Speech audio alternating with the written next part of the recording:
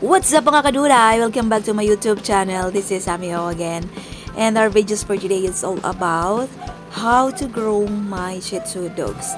Alam naman natin guys na ang hirap po mag-groom ng dog. So, disclaimer lang po, hindi po ako expert sa paggugupit ng aso. So, gusto ko lang i-share sa inyo kung ano yung experience ko sa tuwing ginugupitan ko tong mga aso ko.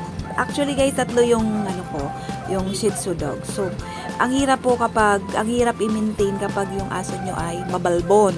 Kasi kailangan nyo po talaga alagaan sila. Especially sa grooming.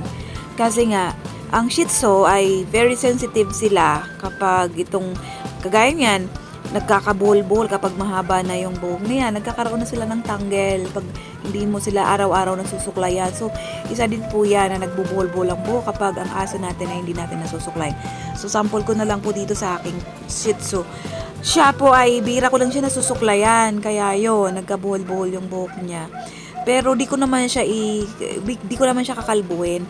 Yung trim lang, tamang trim lang, lilinisin ko lang yung importante sa akin talaga na nililinis yung face nila, lalo na doon sa may mata kasi pag ang Shih Tzu kasi kapag humahaba na yung buhok nila, kumakapal, natutusok yung mata nila at nai-irritate. So, tsaka prone din sa cataracts din kasi kapag susundot na yung mata nila, nagmumuta-muta. Ganon. So, kailangan talaga laging malinis po yan, guys. Tapos, dun sa may ilong, sa may bibig nila, sa may mouth nila, sa gilid, sa ilalim. So, kailangan din natin i-trim yan, guys, kasi bumabaho sila. Di ba pag kumakain sila, nagkakaroon ng stain. Kaya bumabaho.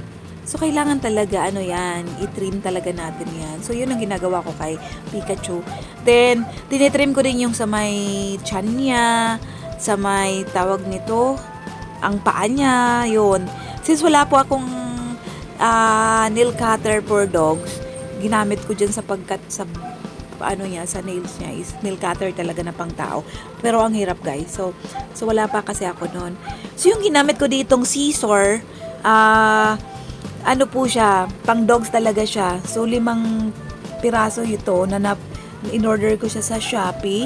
So, if you are interested, keep on watching in my videos and I will put it the link kung saan ko siya nabili. And, at mga tips din po sa kung paano ko, in my own way, kung paano ko, kagaya na nilang nito, kung paano ko siya ginugroom, paano ko inaalagaan yung aking mga Shih Tzu. Sa totoo lang guys, napaka-hirap alagaan din ng Shih Tzu, yung asong may balbon. Kasi kapag hindi mo talaga yan na-groom, yun na nga, sabi ko nga, prone nga sila sa buhol-buhol, yun nga, nagtatanggel, ang hirap na suklayin, so yun. So, kailangan po talaga natin. So, for me, every month natin silang i-groom. Especially ang pinaka-importante na ginugroom dyan, yung sa may face, sa may mata, tapos yung paa nila, sa puwetan, sa private part nila. Yun, importante po yun doon. So, yun lang guys. Tapos na tayo sa pag-groom kay Pikachu. And, yan na po yung yung itsura niya compared kanina. So, if you are interested in my videos and sa mga susunod pang videos na i-upload ko, don't forget to subscribe, like and share, and don't forget to comment down below kung may mga suggestion po kayo.